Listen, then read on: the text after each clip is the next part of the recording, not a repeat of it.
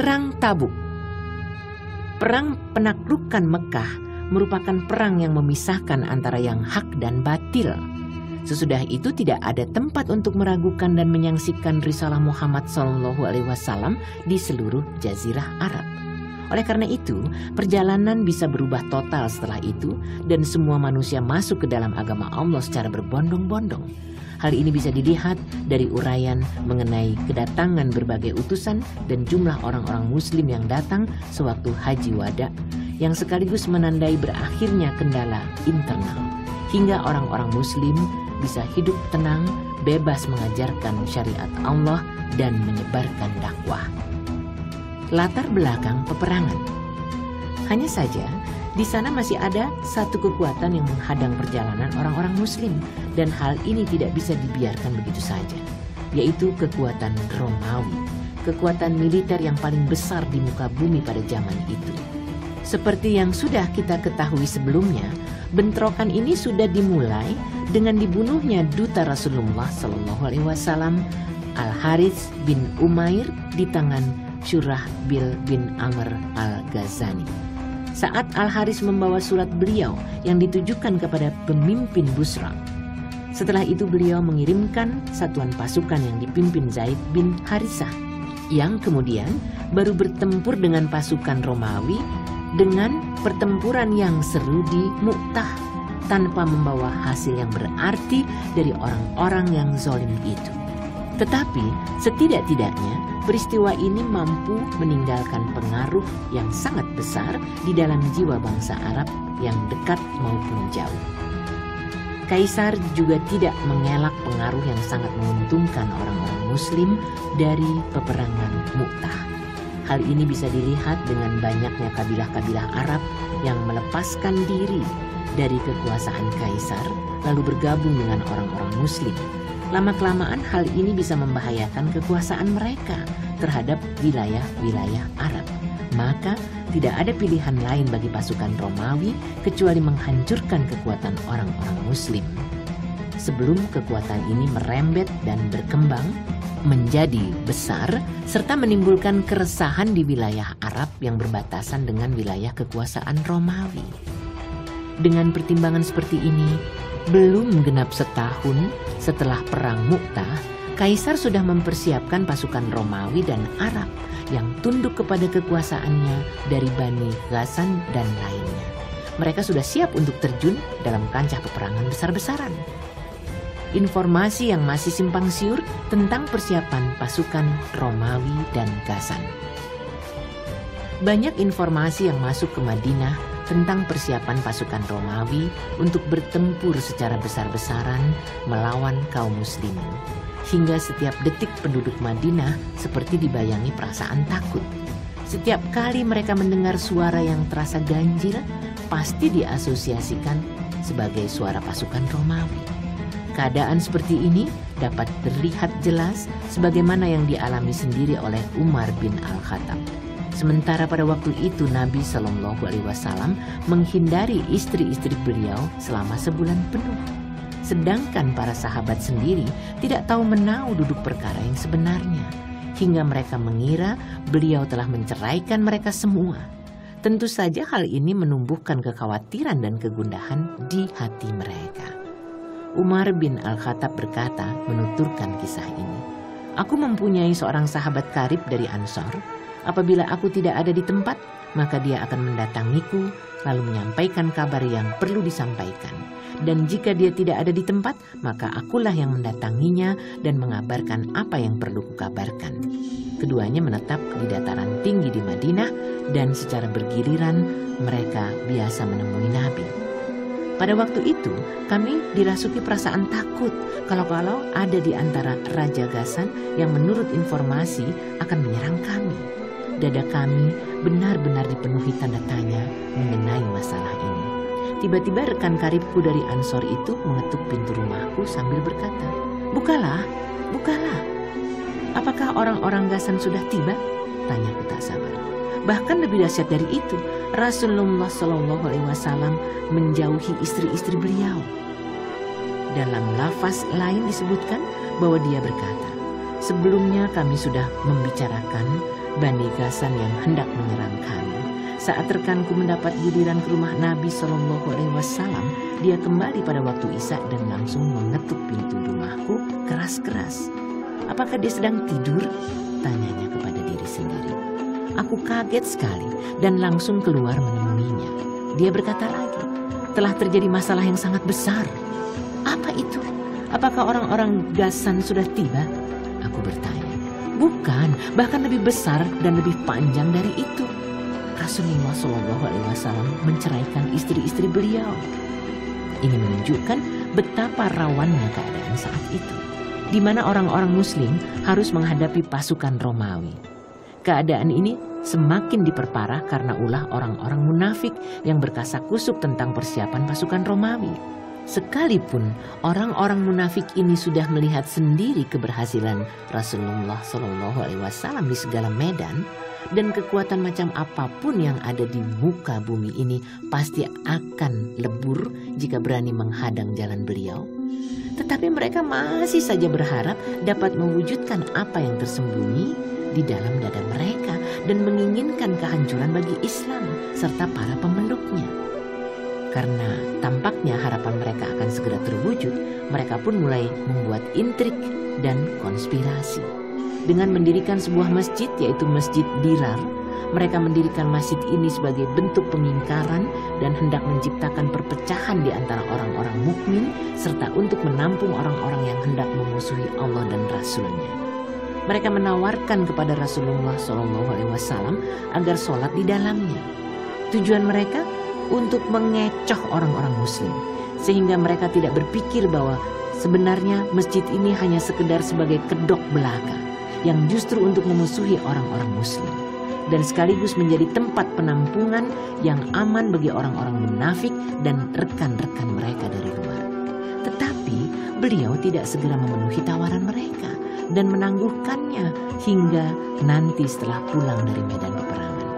Karena perhatian beliau terpusat untuk mengadakan persiapan perang, mereka pun gagal dan bahkan Allah melecehkan mereka serta menyibak niat jahat mereka.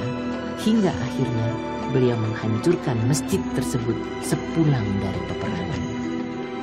Informasi khusus dan akurat tentang persiapan pasukan Romawi beserta Ghassan. Begitulah informasi yang masih simpang siur yang diterima orang-orang Muslim dan gambaran keadaan mereka saat itu. Hingga kemudian ada serombongan orang yang datang dari Syam ke Madinah sambil membawa minyak. Mereka mengabarkan bahwa Heraklius sudah menyiapkan segelar pasukan yang amat besar, berkekuatan 40.000 prajurit yang dipimpin salah seorang pembesar Romawi.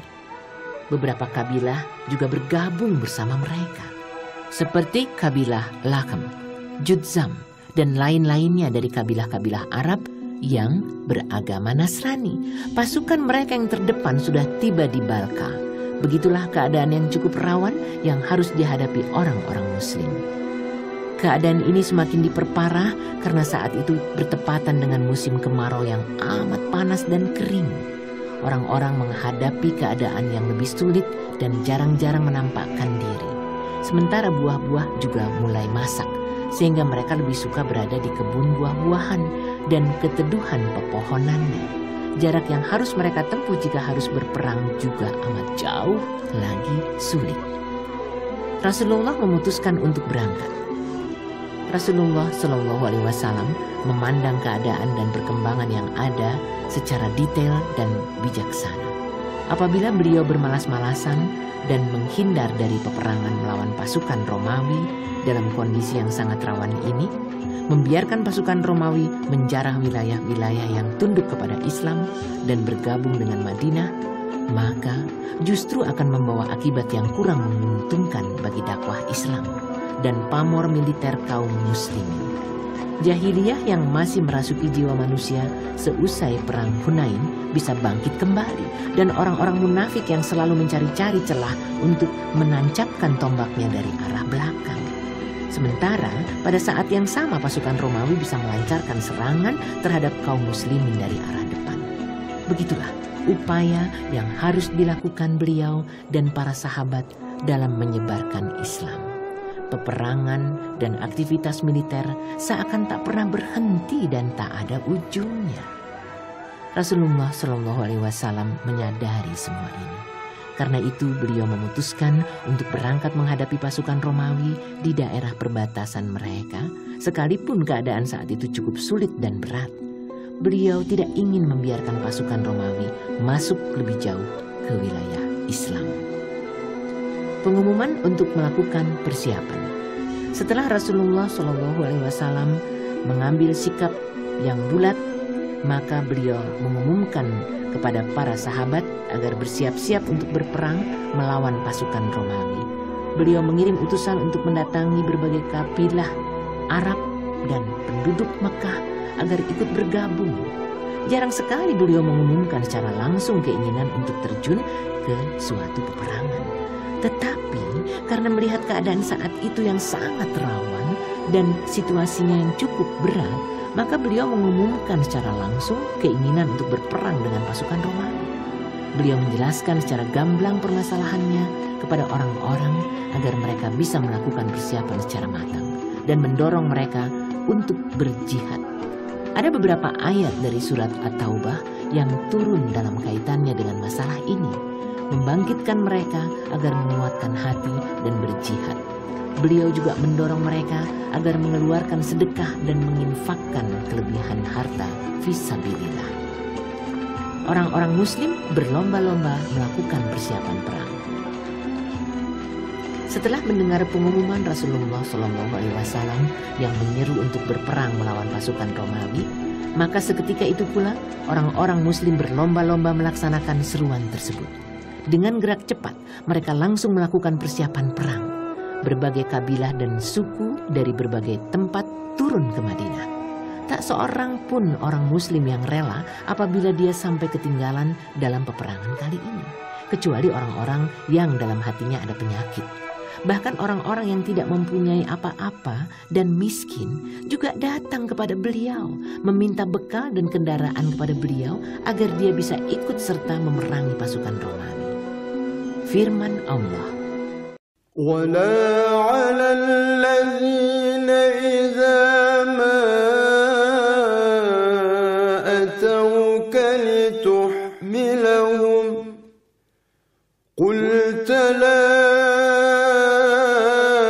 أَجِدُ مَا أَحْمِلُكُمْ عَلَيْهِ تَوَلَّوْا وَأَعْيُنُهُمْ تَفِيضُ مِنَ الدَّمْعِ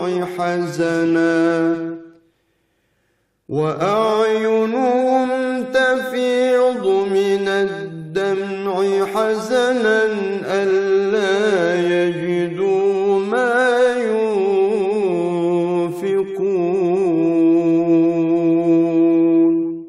Dan tiada pula berdosa atas orang-orang yang apabila mereka datang kepadamu, supaya kamu memberi mereka kendaraan. Lalu kamu berkata, aku tidak memperoleh kendaraan untuk membawamu. Lalu mereka kembali, sedang mata mereka bercucuran air mata karena kesedihan. Lantaran mereka tidak memperoleh apa yang akan mereka nafkahkan. Surat At-Taubah ayat 92.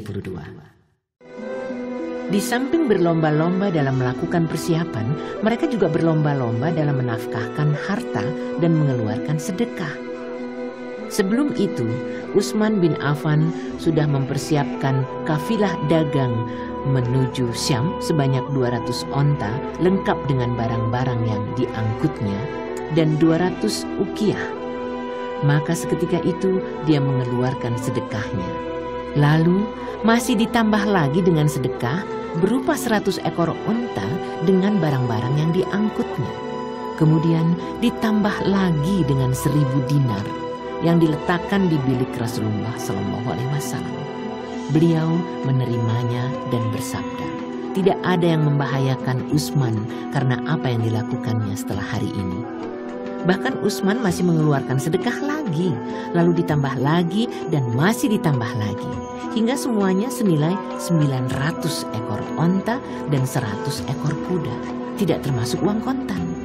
Abdurrahman bin Auf juga datang sambil menyerahkan 200 ukiah perak. Abu Bakar menyerahkan semua hartanya dan tidak menyisakan bagi keluarganya, kecuali Allah dan Rasulnya, yang nilainya sebesar 4.000 dirham. Abu Bakar adalah orang yang pertama kali menemui beliau untuk menyerahkan sedekah. Umar juga datang menyerahkan separuh hartanya. Al-Abbas juga menyerahkan harta yang cukup banyak. Begitu pula Talha, Sa'ad bin Ubadah, Muhammad bin Maslamah, yang semuanya datang sambil menyerahkan sedekah. Asim bin Adi menyerahkan 70 wasak korma. Lalu disusul orang-orang yang menyerahkan apapun yang dimilikinya. Ada yang sedikit dan ada yang banyak. Bahkan ada di antara mereka yang hanya menyerahkan 1 atau 2 mud korma. Karena memang hanya itulah yang bisa dia keluarkan. Para wanita juga datang untuk menyerahkan berbagai macam perhiasan milik mereka. Hampir tak seorang pun yang menahan apapun yang dimilikinya dan tidak merasa sayang terhadap hartanya, kecuali orang-orang munafik. Firman Allah, Alladzina yalmizuna al-mutawwi'ina minal mu'minina fis sadaqat walladzina la yajiduna illa juhdahum fayaskharuna minhum.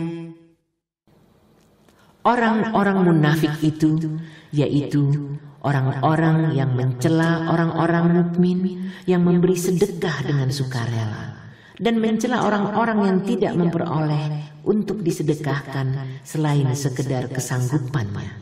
Maka orang-orang munafik itu menghina mereka. Surat At-Taubah ayat 79.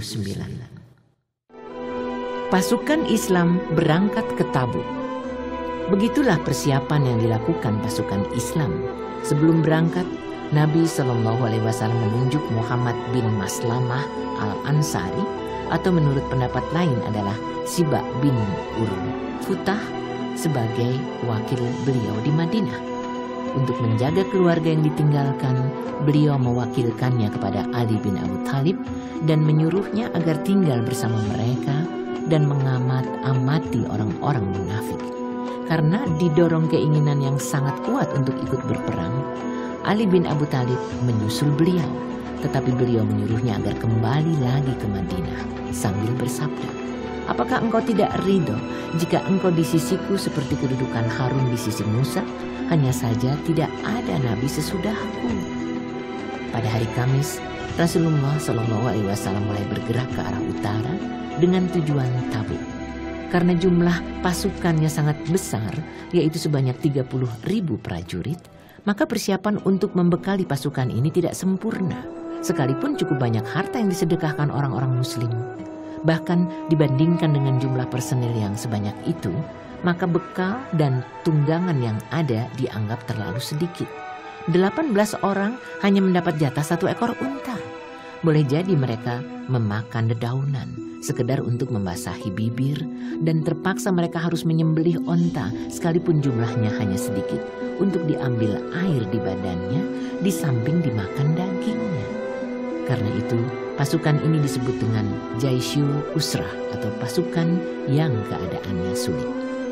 Dalam perjalanan ke Tabuk, pasukan Islam ini melewati Al-Hijr, perkampungan orang-orang Samud yang dahulunya mereka pernah memotong-motong batu-batu besar di lembah untuk bahan bangunan atau tempat sembunyi, atau disebut pula Wadil Qura. Orang-orang mengambil air dari sumur-sumur yang ada di lembah itu. Saat istirahat, Rasulullah SAW bersabda, "Janganlah kalian meminum air di sini, dan jangan pula mempergunakan wudhu untuk sholat. Adonan yang sudah kalian buat berikan saja kepada onta, dan janganlah kalian memakannya walau sedikit pun.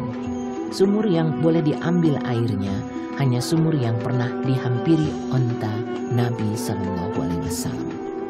Di dalam As-Sahihain disebutkan dari Ibnu Umar, dia berkata, saat Nabi SAW melewati Al-Hijr, beliau bersabda, janganlah kalian memasuki tempat-tempat yang dahulunya orang-orang Samud itu menganiaya diri mereka, sehingga kalian tertimpa musibah seperti yang menimpa mereka, kecuali jika kalian adalah orang-orang yang suka menangis.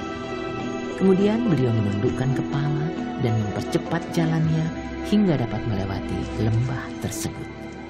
Dalam perjalanan ini semua orang sangat membutuhkan air, hingga mereka mengadu kepada Rasulullah SAW. Karena itu beliau berdoa kepada Allah, dan Allah menurunkan hujan kepada mereka, hingga mereka dapat meminumnya dan memuaskan kebutuhan terhadap air. Saat perjalanan sudah mendekati Tabuk, beliau bersabda, "Insya Allah besok kalian sudah sampai di mata air Tabuk. Paling cepat kalian tiba di sana pada waktu duha. Siapapun yang sudah tiba di sana, maka dia tidak boleh mengambil air sedikit pun di sana hingga aku tiba." Mu'adz menuturkan, ada 2 orang yang lebih dahulu tiba di sana, mata airnya hanya mengeluarkan sedikit air. Beliau bertanya kepada 2 orang itu, "Apakah kalian berdua sudah mengambil airnya walau sedikit?" "Sudah," jawab keduanya. Beliau mengucapkan 2 patah kata kepada keduanya, seperti yang dikehendaki Allah untuk dikatakan kepada mereka berdua. Kemudian beliau mengambil sedikit airnya, lalu beliau menggunakannya untuk membasuh muka dan tangan. Kemudian air itu dikembalikan lagi ke mata airnya, hingga airnya berlimpah ruah. Maka orang-orang bisa mengambil air dari mata air itu. Kemudian beliau bersabda, "Wahai Mu'adz, jika umurmu panjang, maka tak seberapa lama kemudian engkau akan melihat di sini sudah penuh dengan kebun-kebun." Saat masih di perjalanan ke Tabuk, atau menurut riwayat lain sudah tiba di sana, Rasulullah SAW bersabda, "Malam ini akan berhembus angin yang kencang. Ada seseorang yang keluar dan berdiri hingga berhembus angin dan jatuh di celah antara 2 bukit." Dalam perjalanan ini, Rasulullah SAW senantiasa menjamak antara sholat zuhur dan asar, maghrib dan isya. Kadang dengan jamak takdim, kadang dengan jamak takhir. Pasukan Islam tiba di Tabuk. Pasukan Islam tiba di Tabuk dan berkubu di sana. Mereka siap bertempur melawan musuh.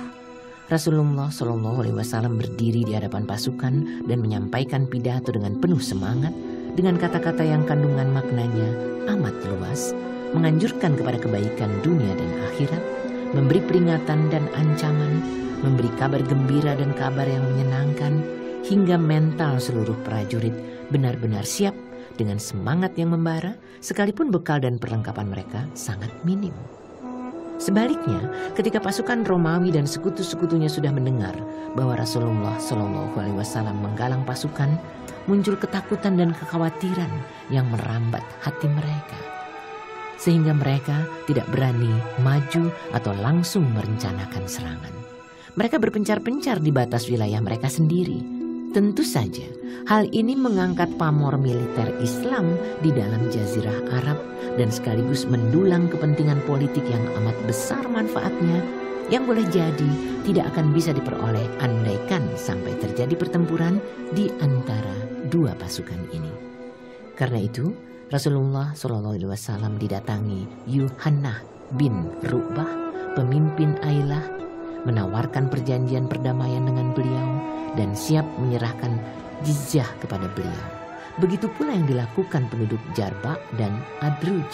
Beliau menulis lembar perjanjian yang kemudian mereka pegang.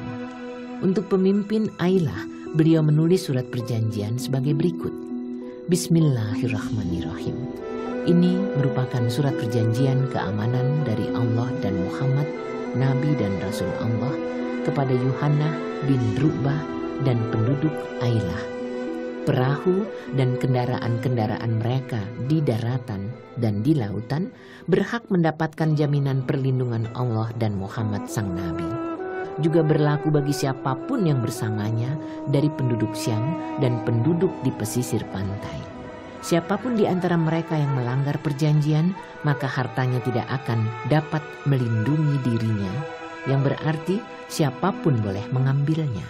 Mereka tidak boleh dirintangi untuk mengambil air yang biasa mereka ambil, dan jalan mereka di darat maupun di laut tidak boleh dirintangi.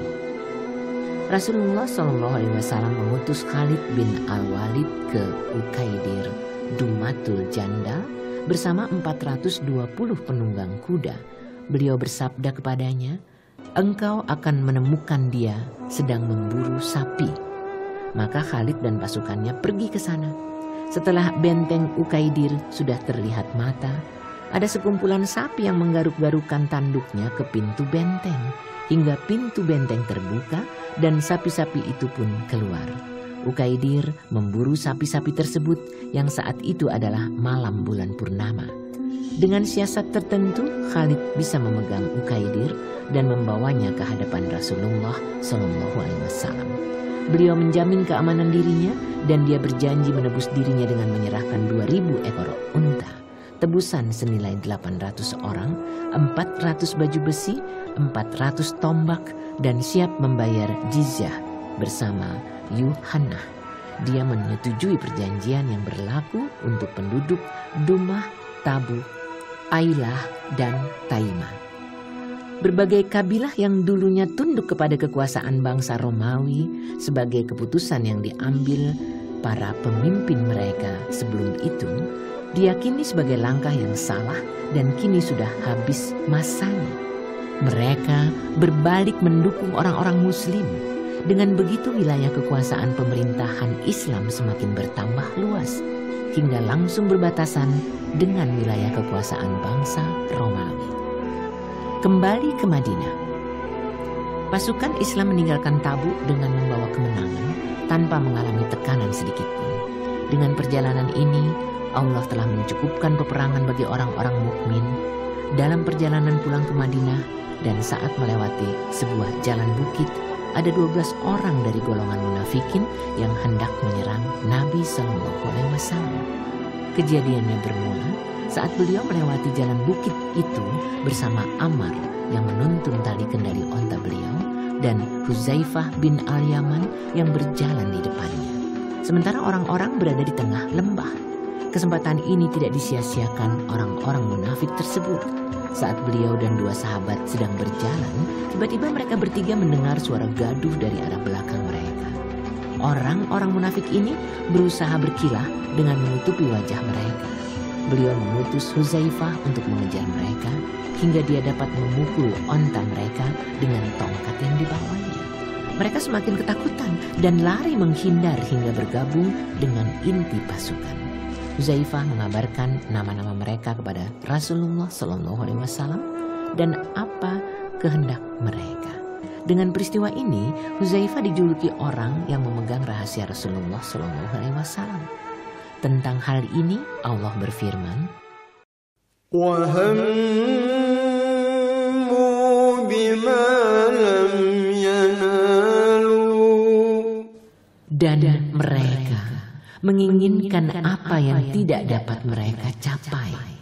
Surat At-Taubah ayat 74. Ketika tanda-tanda daerah Madinah sudah tampak dari kejauhan, beliau bersabda, "Itu adalah Gunung Uhud. Ia mencintai kami dan kami mencintainya." Secara lamat-lamat, orang yang berada di Madinah bisa mendengar kedatangan beliau. Maka para wanita dan anak-anak keluar untuk menyongsong kedatangan pasukan dengan suasana gembira sambil mengucapkan syair seperti yang mereka ucapkan saat kedatangan beliau ke Madinah pertama kali. Keberangkatan beliau ke Tabuk pada bulan Rajab dan pulang dari sana pada bulan Ramadan. Peperangan ini memakan waktu selama 50 hari. Beliau berada di Tabuk selama 20 hari, sedangkan sisanya dihabiskan di perjalanan pulang pergi. Ini merupakan peperangan beliau yang terakhir kali. Orang-orang yang tidak ikut serta.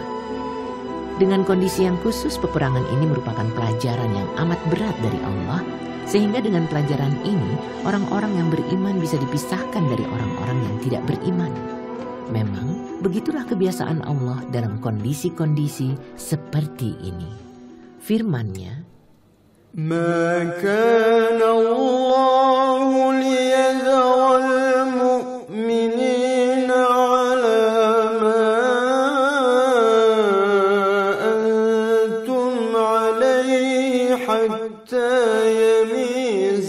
الخبيث حتى يميز الخبيث من الطيب.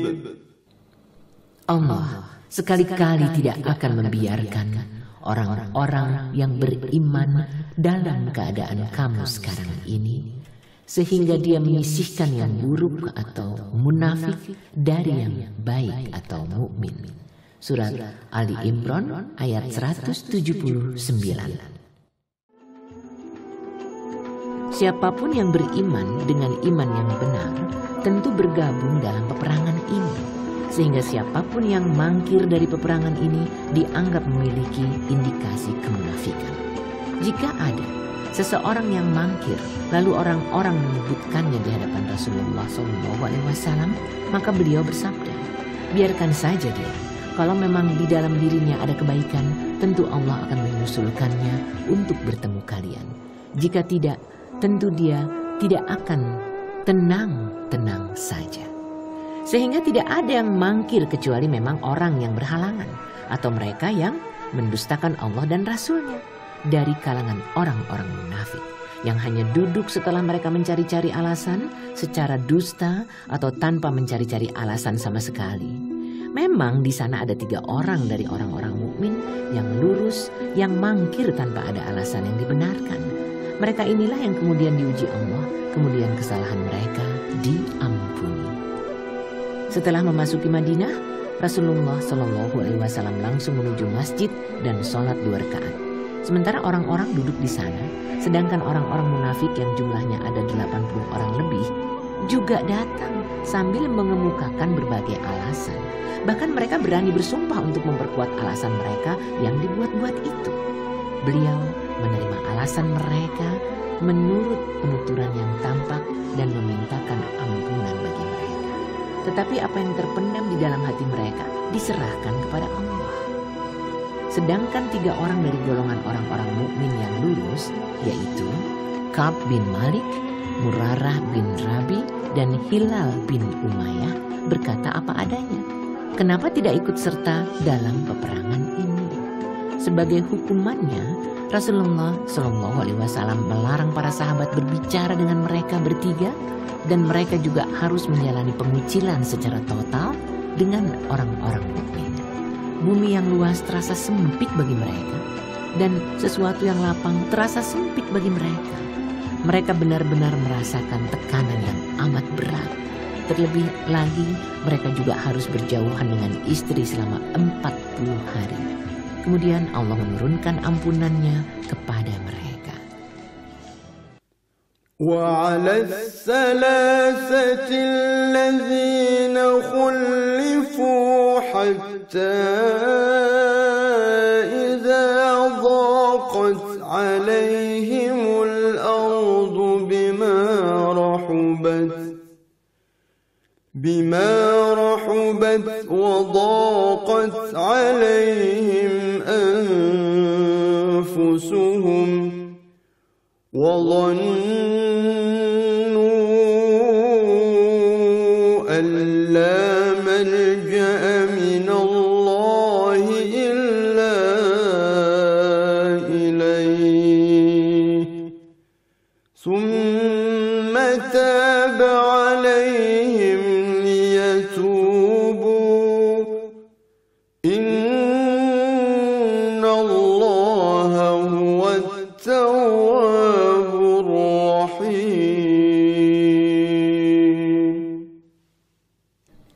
Dan terhadap 3 orang yang ditangguhkan penerimaan taubat mereka, hingga apabila bumi telah menjadi sempit bagi mereka, padahal bumi itu luas, dan jiwa mereka pun telah sempit pula terasa oleh mereka, serta mereka telah mengetahui bahwa tidak ada tempat lari dari siksa Allah, melainkan kepadanya saja. Kemudian Allah menerima taubat mereka agar mereka tetap dalam taubatnya. Sesungguhnya Allah lah yang maha penerima taubat lagi maha penyayang. Surat At-Taubah ayat 118.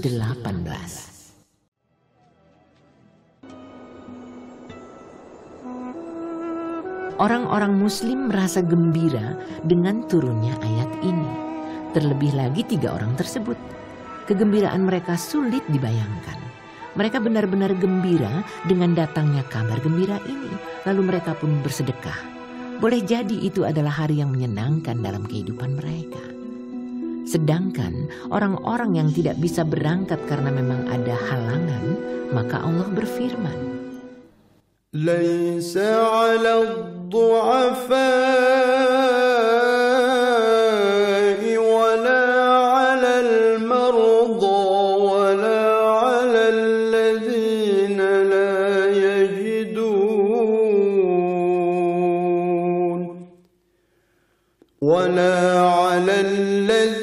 لا يجدون ما ينفقون حرج إذا نصحوا لله ورسوله. tiada dosa lantaran tidak pergi berjihad atas orang-orang yang lemah, orang-orang yang sakit, dan atas orang-orang yang tidak memperoleh apa yang akan mereka nafkahkan apabila mereka berlaku ikhlas kepada Allah dan Rasul-Nya. Surat At-Taubah ayat 91. Setelah mendekati Madinah dalam perjalanan pulang, Rasulullah SAW bersabda, "Sesungguhnya di Madinah ada orang-orang yang kalian tidak pergi dan tidak melewati suatu lembah, melainkan mereka senantiasa bersama kalian. Mereka bertahan karena ada alasan." Mereka bertanya, "Wahai Rasulullah, sementara mereka tetap tinggal di Madinah?" "Mereka tetap berada di Madinah," jawab beliau. Pengaruh peperangan. Peperangan ini mempunyai pengaruh yang sangat besar bagi pamor orang-orang mukmin dan menguatkan mereka di Jazirah Arab. Kini orang-orang mulai menyadari bahwa tidak ada satu kekuatan kecuali kekuatan Islam. Sisa harapan dan angan-angan yang masih bersemayam di hati orang-orang munafik dan jahiliyah mulai sirna. Sebelumnya, mereka masih berharap banyak terhadap pasukan Romawi untuk melumat pasukan Muslimin. Namun setelah peperangan ini membuat mereka sudah kehilangan nyali dan pasrah terhadap kekuatan yang ada. Karena mereka sudah tidak mempunyai celah dan peluang untuk melakukan konspirasi. Maka tidak ada yang mereka lakukan kecuali menghibah kepada orang-orang Muslim agar diperlakukan dengan lemah lembut, sementara Allah memerintahkan untuk bersikap keras terhadap mereka. Bahkan Allah memerintahkan untuk menolak sedekah mereka, mensolati jenazah mereka, memintakan ampunan, dan berdiri di atas kubur mereka. Allah juga memerintahkan untuk menghancurkan sentral makar mereka yang di atas namakan masjid atau masjid dirar, melecehkan dan menyingkap keburukan mereka sehingga tidak ada lagi rahasia yang bisa mereka tutup-tutupi. Seakan ayat yang turun itu langsung menyebutkan satu persatu nama orang-orang yang berada di Madinah. Memang beberapa kabilah Arab mengirim utusan kepada Rasulullah SAW setelah perang penaklukan Mekah dan bahkan sejak sebelumnya. Tetapi setelah perang Tabuk ini, pengiriman utusan kepada beliau lebih intens. Ini menunjukkan seberapa jauh pengaruh yang dihasilkan setelah peperangan ini. Ayat-ayat Al-Quran yang turun seputar peperangan ini. Cukup banyak ayat-ayat dari surat At-Taubah yang turun seputar peperangan ini. Sebagian turun sebelum keberangkatan ke Tabuk dan sebagian yang lain turun setelah keberangkatan. Tepatnya ada yang turun saat perjalanan dan sebagian yang lain turun sekembali ke Madinah. Ayat-ayat ini meliputi berbagai kondisi peperangan, pelecehan terhadap orang-orang munafik, keutamaan orang-orang yang berjihad dan ikhlas, diterimanya taubat dari orang-orang mukmin yang lurus, berkenaan dengan orang-orang yang ikut bergabung dan mereka yang tidak bisa ikut bergabung, dan masih banyak masalah-masalah lain yang terungkap. Beberapa peristiwa penting pada tahun 9 Hijriah. Pada tahun ini terjadi beberapa peristiwa penting dalam sejarah seperti 1. Setelah Rasulullah SAW pulang dari Tabuk, terjadi li'an antara Uwaimir dan istrinya. 2. Seorang wanita Ghamidiyah dirajam setelah dia mengakui telah berbuat zina. Dia dirajam setelah menyapih anak dari hasil perzinaan itu. 3. Raja Najasyi As-Samah meninggal dunia. Lalu Rasulullah SAW melaksanakan sholat gaib. 4. Ummu Kulsum binti Rasulullah SAW meninggal dunia yang membuat beliau sangat sedih.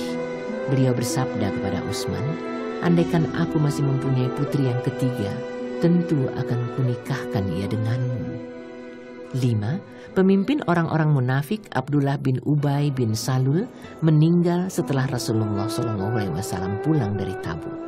Beliau memintakan ampunan baginya dan mensolati jenazahnya setelah Umar bin Al-Khattab berusaha menghalangi beliau untuk mensolatinya. Setelah itu turun ayat yang membenarkan sikap Umar bin Al-Khattab.